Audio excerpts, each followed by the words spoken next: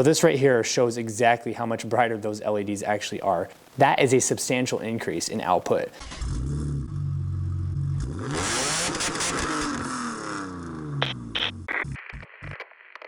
Hey everybody, welcome back to Tenza Motorsports, and yes, we're doing another headlight video. It really is coincidental. There's just a lot of things that I want to show everybody what we're doing and all these unique special things you can do to make your headlights really stand out.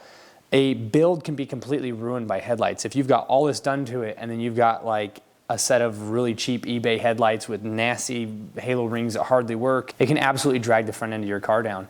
Now, after doing a bunch of these headlight videos, I was reached out to by a company who does LED bulbs, AUXITO, and we are going to be installing these today. Now, I've never done LED bulbs in the past. This is actually the first set I've ever put onto a car because they've always just kind of caused issues. They're constant dash lights and they burn out weird and all sorts of stuff. But these guys really have it nailed down. We're not getting any dash codes or anything like that, and I'll show that there is a dash code when the LED light is out, and then we'll plug it in and show that the dash code goes away. There are LEDs in here that take a converter resistor box. So the corner markers, the side markers, they actually come with a box that you have to install in the engine bay somewhere. And I just kind of tuck it up into the fender here for the corner marker. And that's so that you can run LEDs. The reason that you have to do some of that, well, for a couple of reasons. One, the LED actually does need some of the components in there. And then the car itself will run a signal out to the bulb, and it measures that signal coming back. If that signal coming back isn't the right one, it'll actually think that the bulb is burnt out. Well, these don't send back the right signal, so you get on your dash light, you get lights saying, hey, your headlight's burnt out. And that's really annoying if you bought brand new, expensive bulbs to have dash lights come up. Yeah, they look cool, but that's not worth it. And you definitely don't want to go in the dash and black anything out like that. You don't want to basically ignore these lights, because there are other lights that come up in that area that if you black it out, then you're not going to see other things like your door open and little things like that. So this right here is what we'll be installing today. And if you're impressed with these as much as we have been, if you want to order yourself some, we will have a code linked in the description below. The code is Tenza to get 15% off your order. So without further ado, let's get these installed and see what they look like. So this is how they came to me. Very nice, well-built box. And it says here that they are high brightness, long lifespan, and easy to install. So I can verify the high brightness and the easy to install. Obviously, I've just put these on the car, so I can't comment on the long lifespan, but I have done a lot of research, and it looks like these are a fantastic choice if you're looking at doing some LED lights for your car. So if you open it up here, we'll get to see the bulbs. Now, one is already missing because one is installed. I did that to make sure that everything was working right, so I didn't have to send these back if they weren't gonna be proper for the car.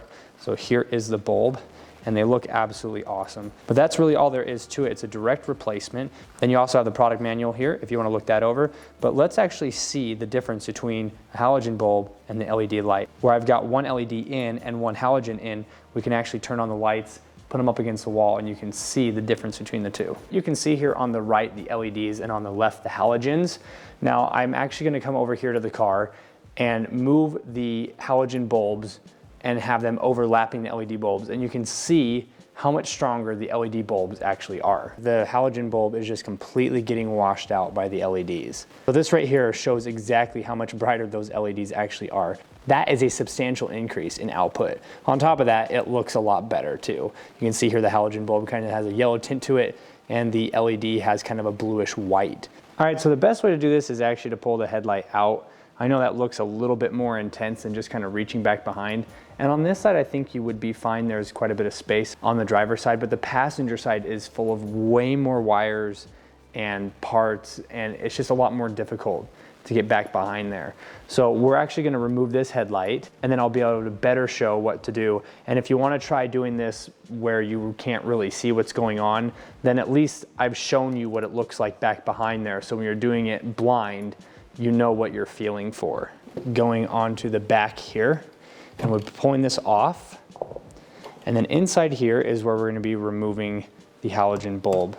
Pull straight up on this connector here.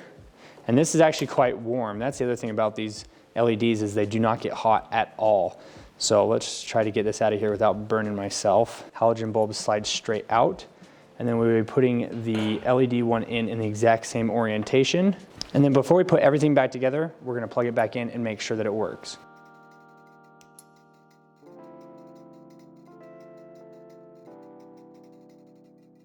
Super easy. Now, one thing I want to do is unplug it, show the dash light, and then plug it back in and show the dash light going away. Because one of the things that is notorious about putting LED bulbs in your car is getting dash lights. And I'm going to show that these don't throw any codes. I'm going to remove that.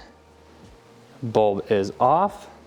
And we'll go over here to the dash and we'll get to actually see that we're getting a dash light.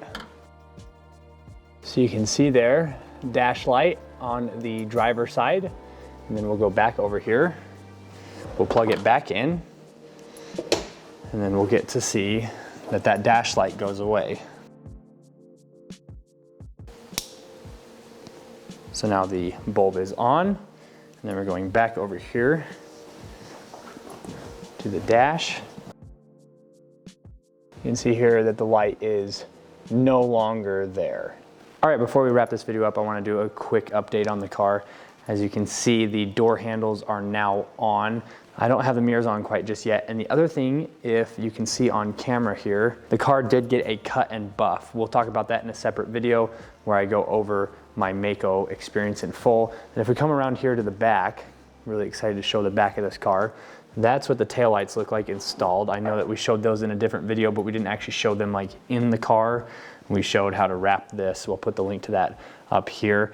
And then we also have the new badge that came in and put the latch back on. The back of the car is completely assembled at this point except for the rear bumper. We are getting some spacers from Motorsports. That's a company that I use a lot for the race car, and what that's going to do for us is allow us to run these wider wheels.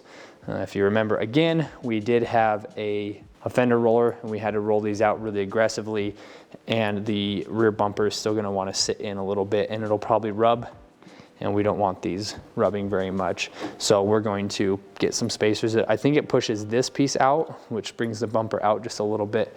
I'm not quite sure exactly how they work. We'll do that when we get to that video. The rest of the parts is actually getting quite small of a pile. It looks kind of like a large pile still, but it's not. So this is everything that needs to go back in the car. I have a lot left to do. Stay tuned. It's all coming. If I didn't record anything and I just flat out worked on the car, I'd have it done in just a couple of days, but we are going to continue to document and show important things that come up as the project goes along.